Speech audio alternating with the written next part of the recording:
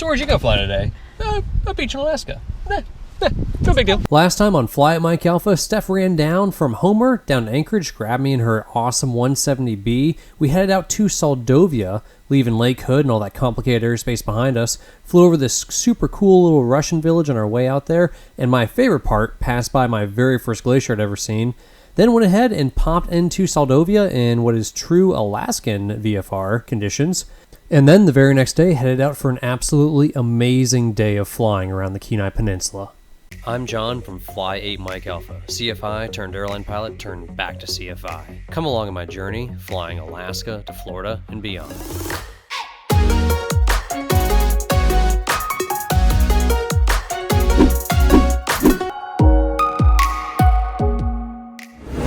Sky condition, broken, 500. Overcast, 3,900. Temperature, 10 Celsius. Dew point, 08 Celsius. Altimeter, 2994. Remarks, density altitude, minus 500. We used this fancy new little run-up pad so we didn't blow gravel everywhere behind us.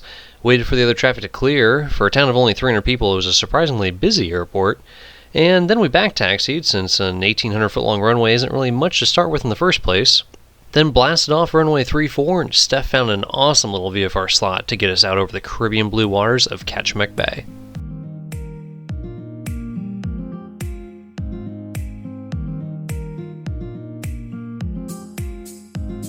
Kachemak traffic, 6 Delta outside beach, climbing through 300 westbound.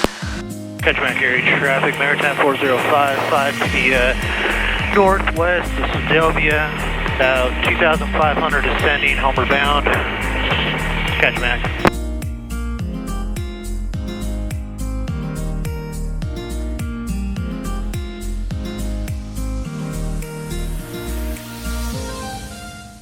With all that crystal clear water and deep blue colors, I totally could have mistakenly thought I was in the Caribbean, had my teeth not been chattering like crazy.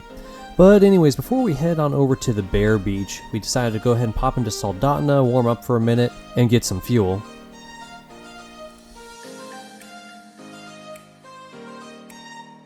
Steph greased on a nice landing and went ahead and readjusted the camera just a little bit with a few chunks of gravel. One of the coolest parts about all these airports up in Alaska is they generally have a little gravel strip or a grass strip right next to their main runway, so you don't have to tear up your nice big expensive tires landing on the pavement. We managed to find Steph's water bottle, grab some gas and a few quick bites to eat, and then fired back up to shoot back across the bay and go see if we could find some bears. Soldotna traffic, 6 Delta entering runway 7, Soldotna departing to the west.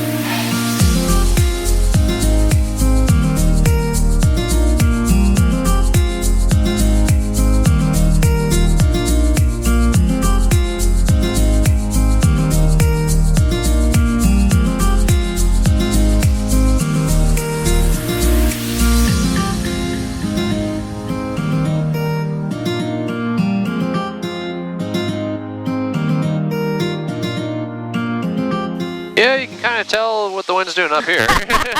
We're getting super pushed Yeah. around. Hey, look, turns about a point put into practical use. I hated that maneuver. Why are we doing turns about a point? Because one day you're going to land on a beach. Yeah. With no windsock. Look at all the bears. Oh, wow. Holy moly. So what I'm trying to figure out is if they landed down the beach or there on that side. Because I feel like maybe they landed and then back taxied. Yeah, it could have been that, because I feel like going that way was a little better. Okay, why not look at it one more time? Yeah. Look at all the private pilot maneuvers we get to put to use. 30-degree bank turns. 45-degree bank turns. Turns about a point. Grabbing.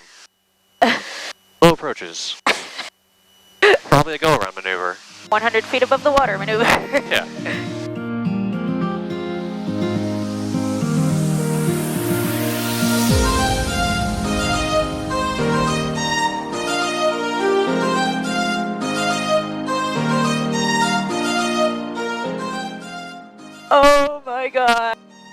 my god.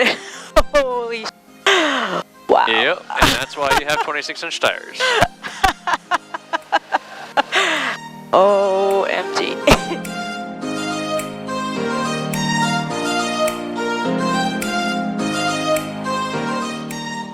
Okay, big rocks to make some chocks. Or a stick. Maybe I'll grab a stick to fight off the bears later on too.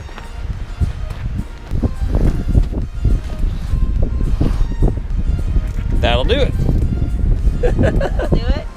It's the Alaskan chalks.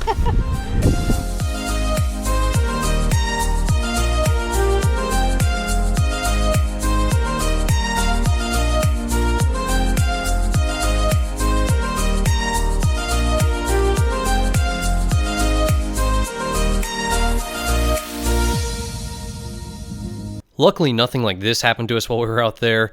The bears pretty much just kind of kept to themselves, probably a couple hundred feet from us, digging for clams, eating grass, and minding their own business.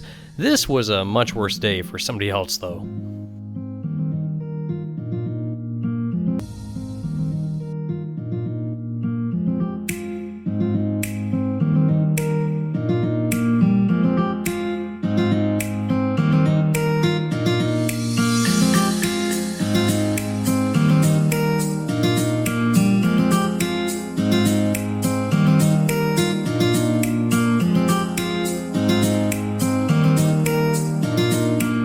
And after some amazing time at Chitna Bay, it was time to go ahead, load up, take off the beach, and fly up through a mountain pass right in the middle of Lake Clark National Park, and then swing over the amazing turquoise waters of Crescent Lake.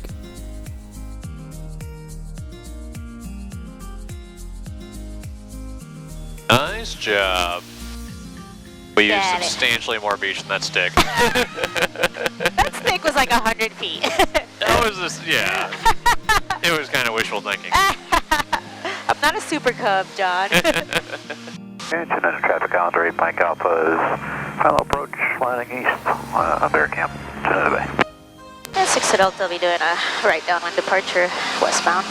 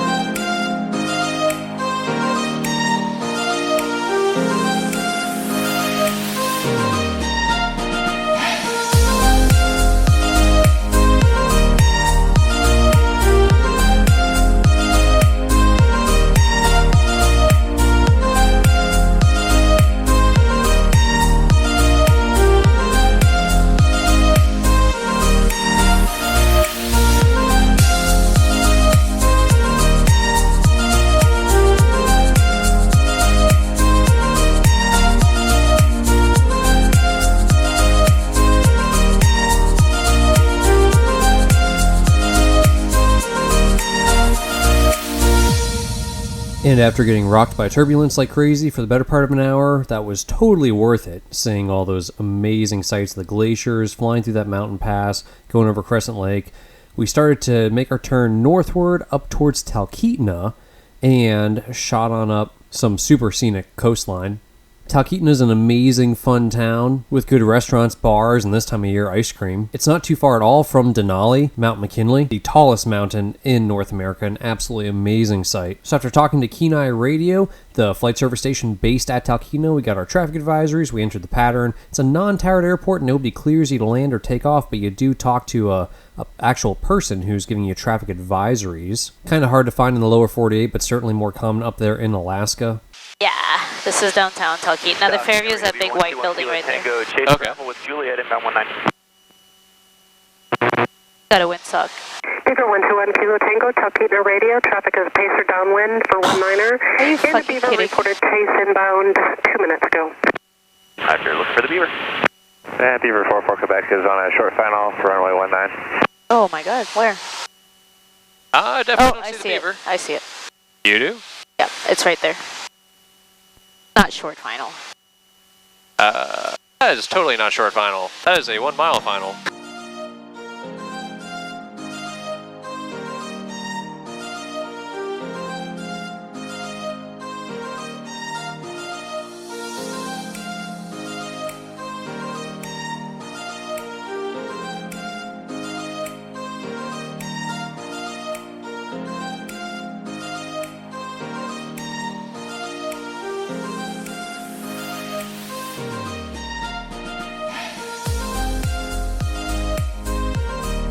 We tied down the airplane for the night, headed into town, and then crashed at this awesome little cabin for the night. Be sure to subscribe to the channel if you have not already. Click that button right down there on the right hand side, and we will see you all in the next episode. Next time on Fly Mike Alpha, we head out of Talkeetna in the morning, back on down to Anchorage. I get to spend some time walking around Lake Hood being a total airplane geek for a bit, as if I ever am not one. And then we go ahead and blast off for a quick trip north to Hunter Creek and the Knik Glacier.